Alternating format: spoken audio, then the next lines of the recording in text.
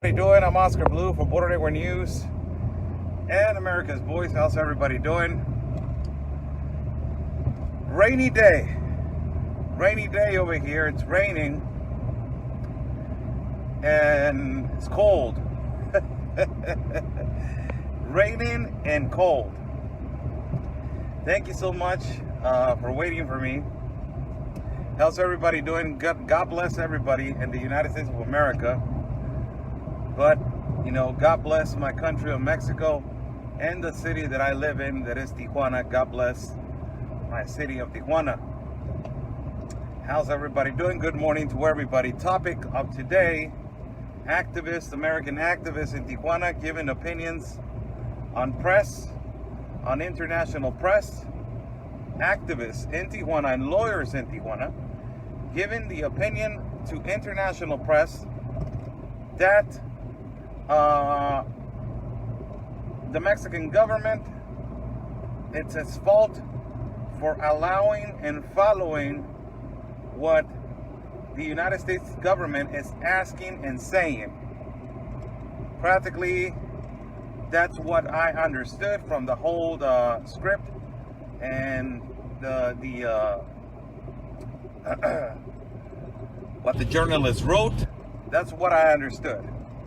Second topic of today, the train, the beast, the one that leaves Central America to all, through the one that passes through Central America, and the famous train, the beast. How many lives, man, has this train taken, and how many accidents have happened with this train? And also, a case that is in Tijuana for people that want to listen to what is happening over here. Another homicide against women over here in Tijuana.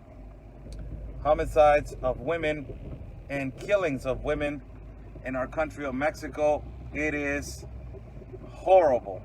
It is horrible what is happening in our country. We jumped from this President AMLO from number 3 in the whole world for killings and homicides of women. We jumped to number 2 right now. And another homicide and another assassination of a young lady. She's 20 years old.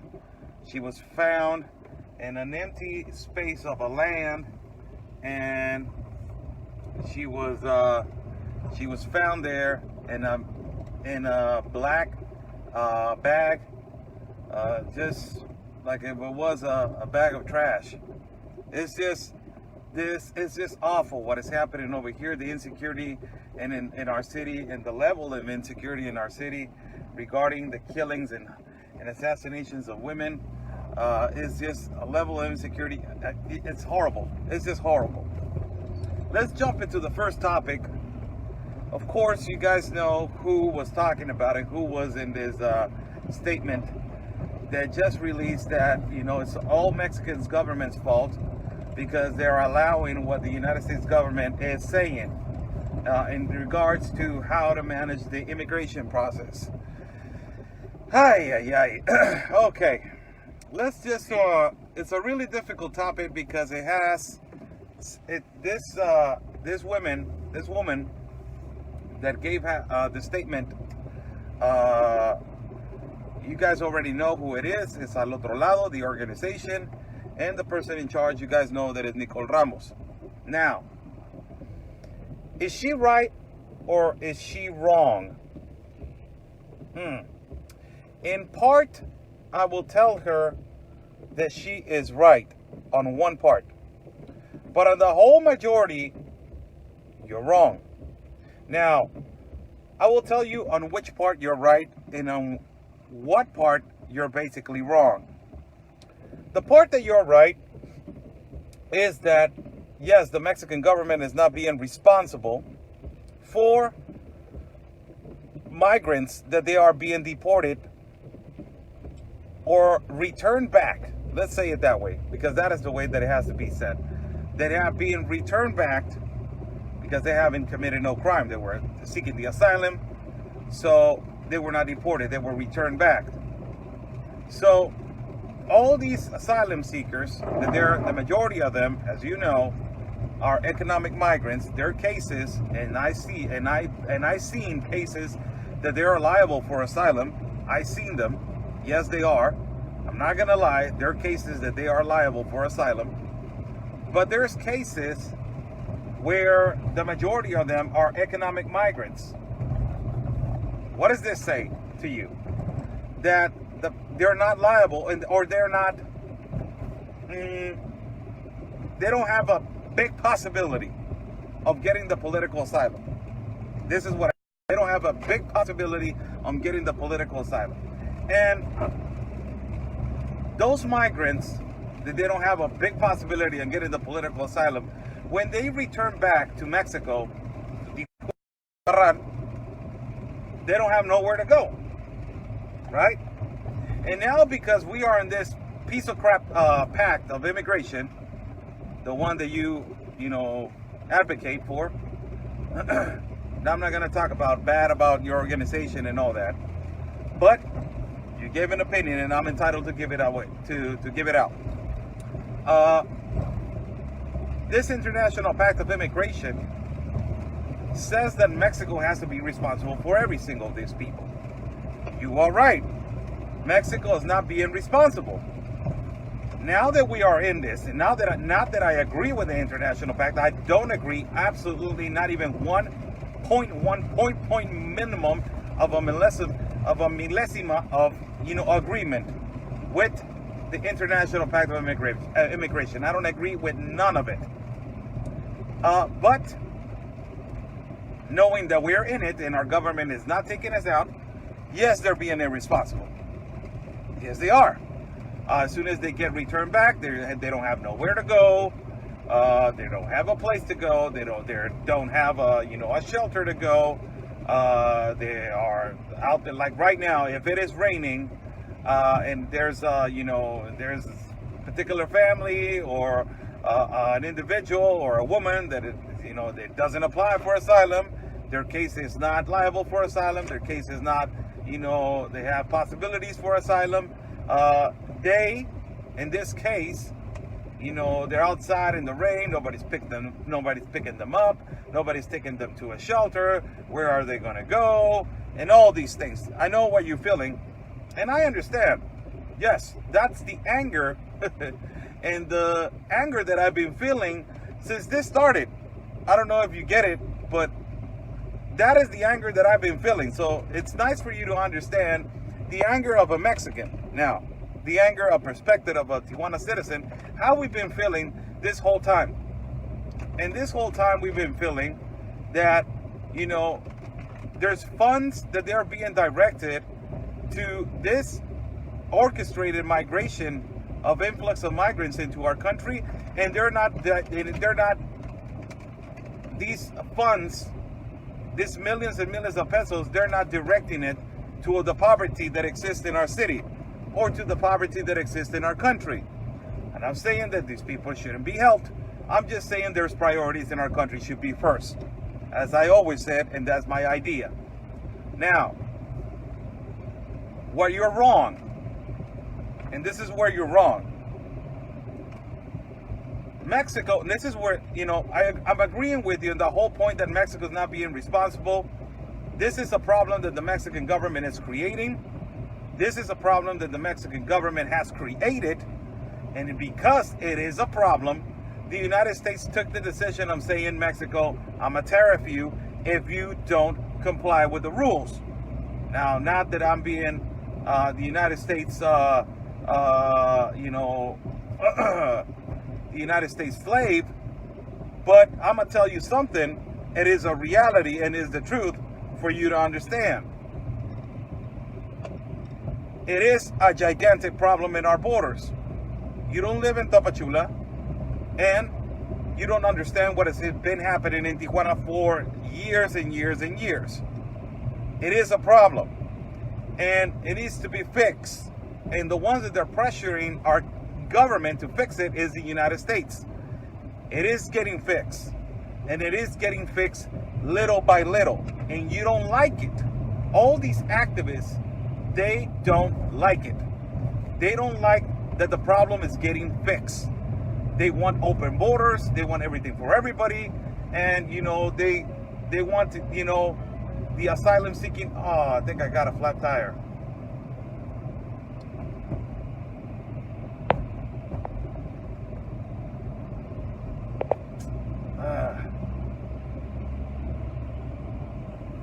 Hold on, people. I think I got a flat tire.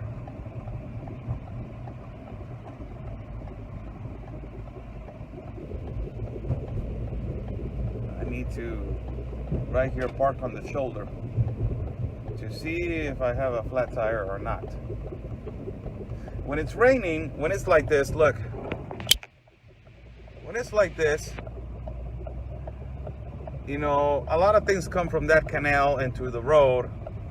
And one of the things is this dirty stuff. So let us just see if I got a flat tire or not. Park right here. Let me see right here.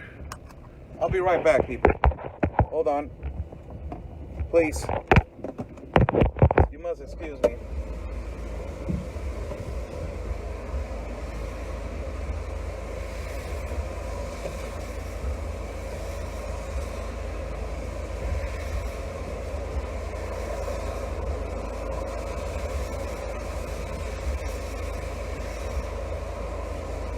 ¿No tienen para el aire, muchachas?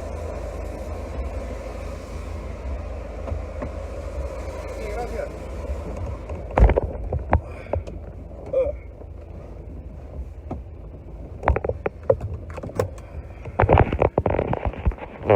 I don't have a flat. It's just on low air. So let us just put some air on the tire because we don't want to cause an accident. If you guys can wait for me, please. About to fix this problem real quick before we get a flat.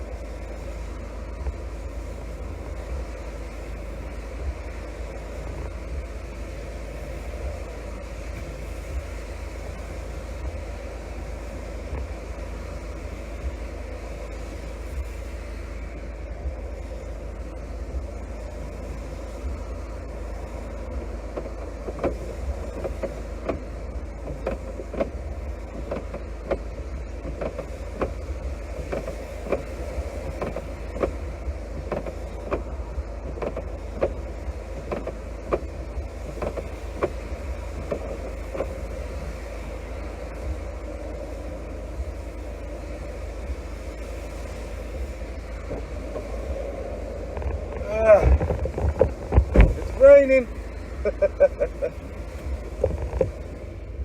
It's raining bad.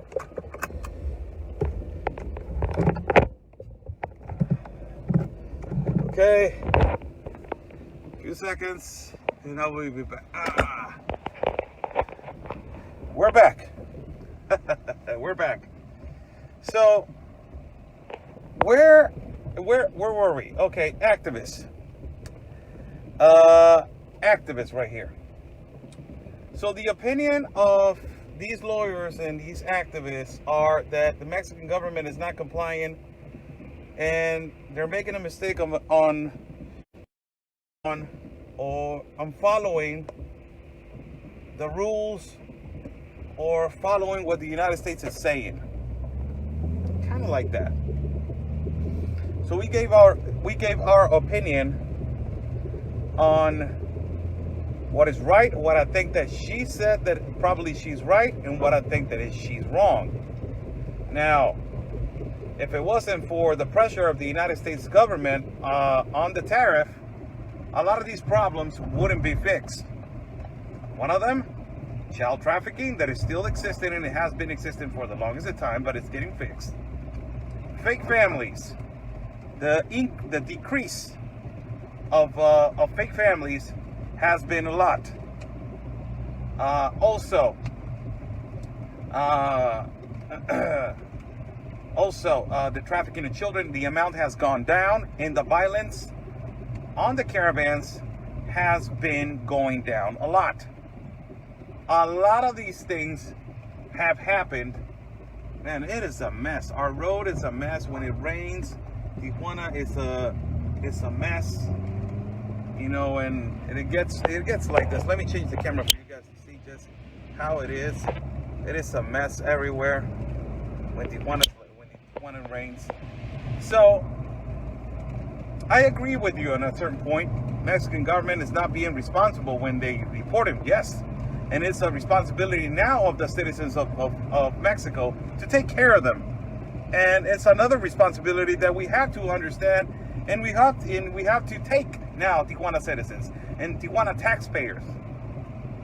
Because all of the funds, and not all of them, because the majority of them now are from activists and organizations that come from the United States, but a lot of the funds that they're getting released to, you know, particular shelters are federal funded.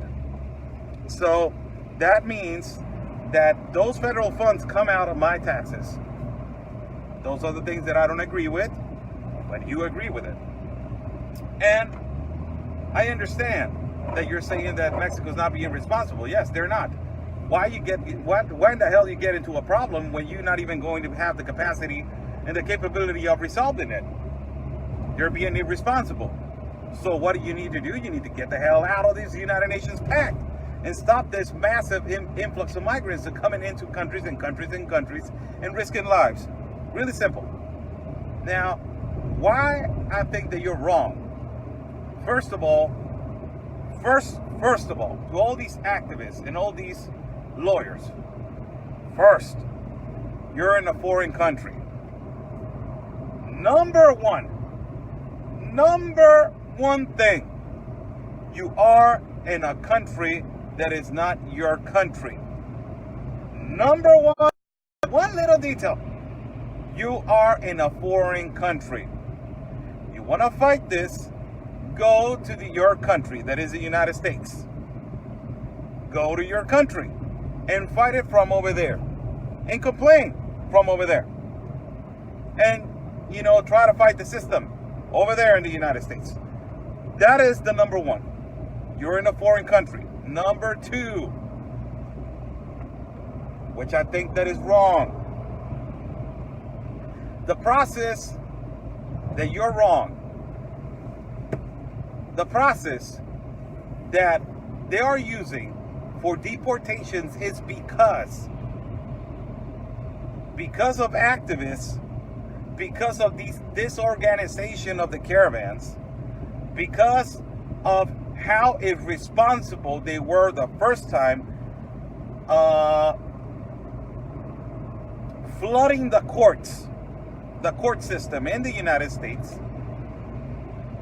These processes stop the catch and release because of all these things that activists and these, you know, this organization that it happened with the caravans and this, you know, irresponsibility with parents bringing children and jumping them through walls and in through roads and all this stuff.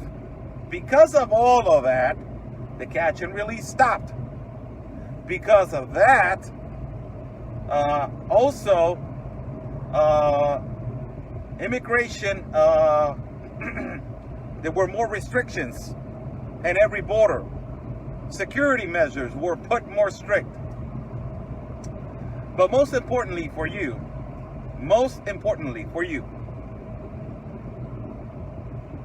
the problem is right here that a lot of organizations and a lot of people started discovering what a lot of activists started doing over here.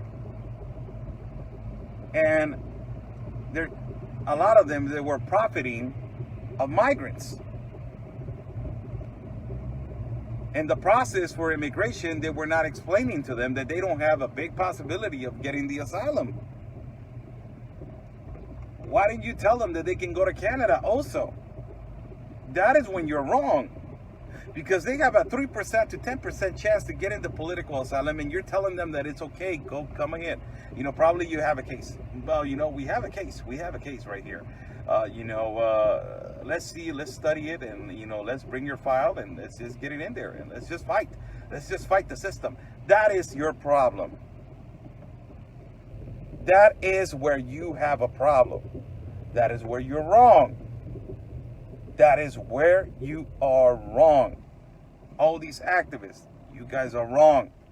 Because you're violating Article 33 of our Constitution. You're bringing your politics into another foreign country. 1. 2, if they don't have a liable case for asylum, why keep on bringing it? These people need to be educated since they are in Central America. These people need to be educated in parts that they're migrating. All of these people need to be educated in Central America, South America. They need to understand which case is good and which case is bad. Which case is going to be good if they have a big percentage of getting the asylum, and which case is not. They need to understand that. And because they're not explaining to them, they think everybody has a chance. And everybody has a better possibility on getting the asylum. Everybody deserves a better life. I understand that. I completely understand that. Even I, even you, even everybody deserves a better life. Everybody deserves a better, way of life, a better education for their children, a better everything. There's processes. There's immigration processes. And if you guys are going to go with the same explanation that there's violence, there's delinquents, there's this, there's that in Central America, look at my city of Tijuana. Look at our country. What can you say about us? There's a lot of Mexican migrants also, Oscar, that they're trying to get the political asylum. Let them try. And let them understand that there's processes, there's procedures that they need to follow for them to migrate correctly and ask the asylum correctly. And if your guys are doing it, and if you're getting returned back home because the case is not liable, I don't understand where you guys don't get it. You are in liberal California. Imagine if you were in a red state. Imagine if you were in the red state. I just gave you guys some stats of yesterday that the state of California is the state where there's more trafficking of children and human smuggling in the whole United States. In the whole United States. It's the #1 state where there's more trafficking and more human smuggling. 2, you got Gavin Newsom as your governor. You got liberal judges. You got, liberal Congress people. You got Nancy Pelosi in San Francisco, for God's sake. What are you talking about? You want more liberalism? It is crazy what you're asking for. It is just absolutely crazy. It's craziness. There's procedures for immigration in every country, and you guys want to break that barrier, and it's difficult to do that because it's a law, and you guys want to break the law. That is one of the things that I don't understand, and we don't understand each other. I understand the necessity, but with the necessity comes procedures. Okay, there's a need. All right, let me bring you over. Okay, this case is not. I'm sorry, it's not liable. Let us put Mexico is a better country than where you were at. If it is, let us put them on a city, and there's jobs, there's this, there's that. Now Mexico has the responsibility of doing that. México tiene la responsabilidad de hacer eso. So we need to find now when we have these poverty right here in the canals. Look at this. I'm gonna flip the camera right now so you guys can see. There's people living down there. Down there in this canal. Look at that. You see that over there? Let me see if I can focus the camera. Right there. There's people living right there. Right there. There's people living right there. And also there's people living way over there. Over there.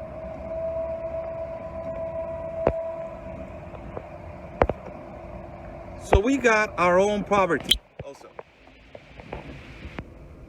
which is, it's a shame, as you guys also, you guys also have your own poverty. But I don't understand these from these activists. And it's, first of all, you're in a foreign country. With that, I can tell you a lot of the things that you guys are saying, you're entitled for your opinion.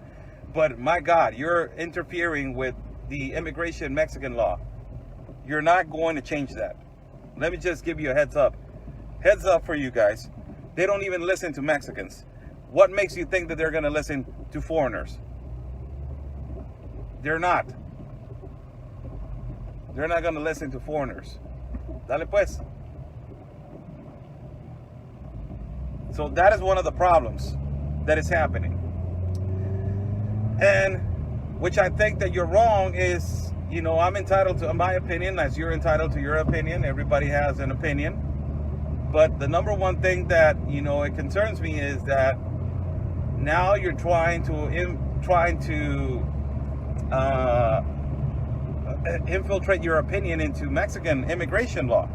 That is a problem. Now that is a problem. That is a huge problem. Good morning, everybody. How's everybody doing? There was a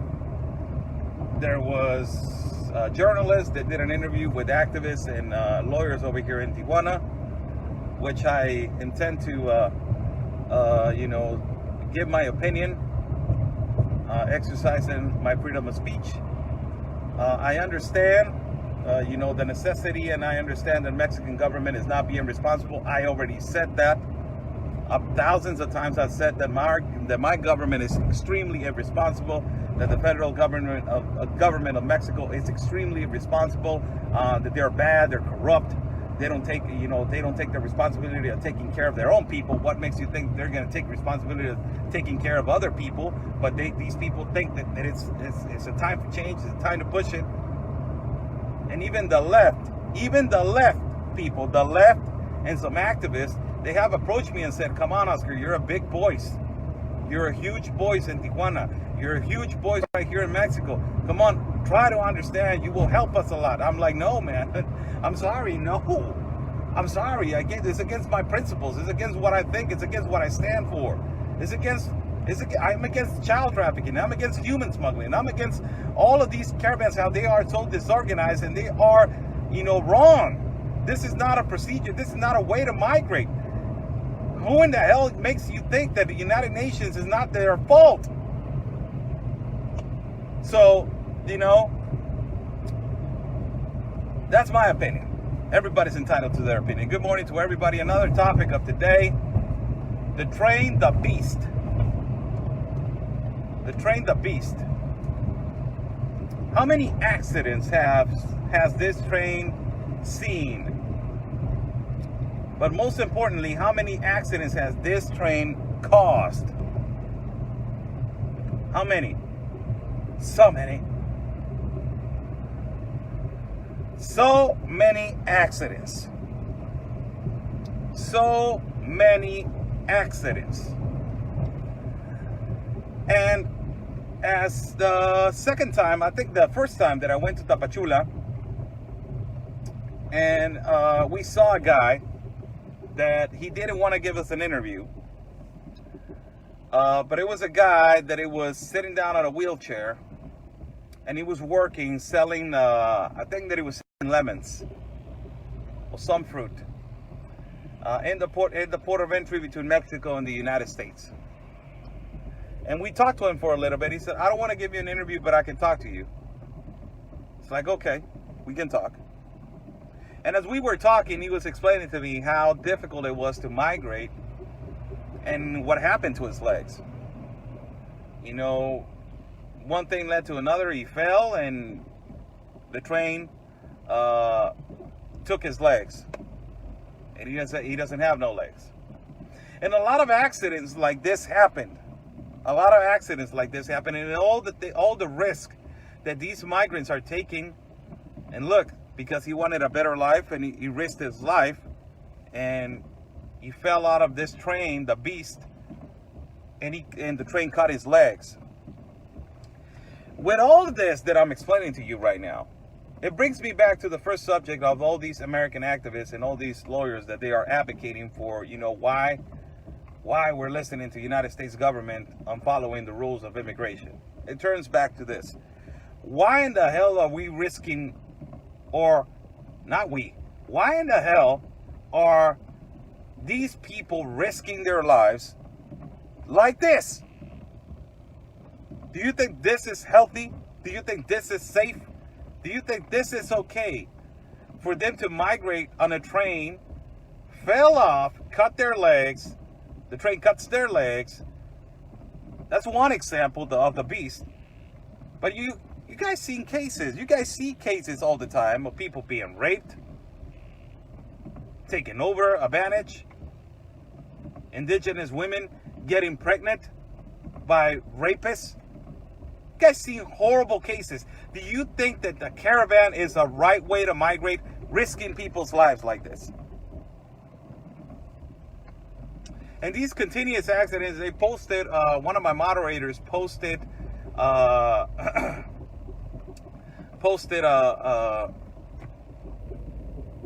article that it was about a guy that his legs got cut because of the train of the beast. It's just things like this are continuous in the caravan. They don't stop. And these are the things that I'm telling you every time. We need to stop migrating through seas, through mountains, and through rivers, jumping walls, through deserts. This needs to stop.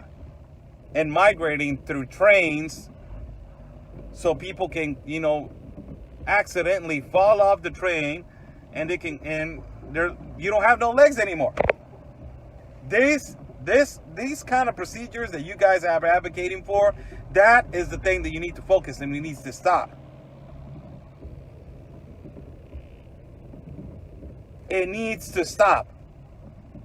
And still happening. Another accident happened in the train, the beast. A man fell off of the train and his legs got cut off. My God, my God, man, what a horrible accident. Horrible accident. That is horrible. And his dreams, the American dream, ended right there.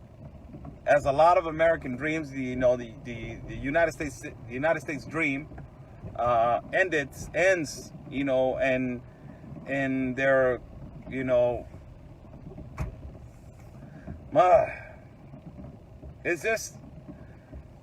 it gets exhausting. It gets, you get upset of seeing these people in this way and not understanding the risk that they go through every country, changes of weather, infections, diseases, viruses, bacteria, rapists, kidnappers, cartel, trains, and they don't understand. They still don't understand that is the incorrect way to migrate. What is the correct way, Oscar? United Nations, where the way the United Nations is saying it's not. You guys need to figure it out another way. But doing it in caravans is not working out. It's risking too many people's lives, destabilizing a lot of economies, and affecting a lot of citizens, third-party citizens. It is just too much. Good morning to everybody. Another thing happened right here in Tijuana as the insecurity level when socialism hits a country, and when they try to transform a capitalist country to a socialist or a communist country on the principles and stages of socialism, we are on the first stage of changing to socialism. That is where we are right now, Mexico. And as socialism is trying to take over, there's a lot of things that they come with socialism that other countries have already put in as an example for the countries that they're changing to that. Clear example, Venezuela and Cuba. Venezuela, a lot of insecurity, a really rich country. It could be one of the most richest countries in the world. Venezuela also, when socialism started getting in with Chavez, the last stages of Chavez, and also when Maduro started coming in, there was a lot of violence towards women. A lot of violence towards women. You know, kidnappings, killings, raping women. And which it changed the whole perspective now on how a lot of people look at socialism. And this brings me to my country of Mexico. As I just mentioned before, Mexico was number 3 in Latin America for homicides and killings of women. And with AMLO, it jumped into number 2. And now that it jumped to number 2, it brings me to this last case. Marbella Valdez, of 20 years old. 20 years of age, Marbella Valdez. That is her name. God rest her soul. Rest in peace, Marbella Valdez. 20 years old. Another woman, another female, another young woman with a lot of future in front of her, bright future in front of her. She was in college, got kidnapped, got raped, and they found her in a place in an empty land, tied to her ankles and hands with wounds all over her body, signatures of torture, and in an empty bag. Well, not empty. She was found in a black bag, trash bag, in an empty land full with trash.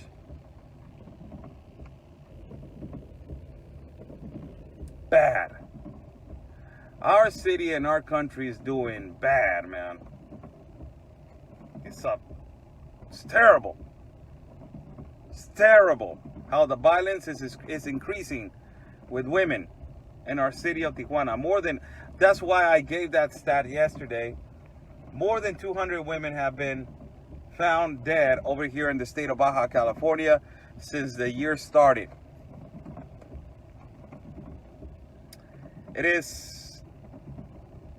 They're going on this episode really on just raping, killing women. It is terrible. It's like women are insecure now in Tijuana. They are just so insecure when they take a taxi, when they go to work, when they go to the store, in their own homes, in their cars. They are really insecure. Women, not only women, men, but mostly women. There's a lot of women trafficking, women slave trafficking, trafficking of organs. And this is increasing in our country. It really is. And it's beginning to be something that is normal for citizens to see and to watch.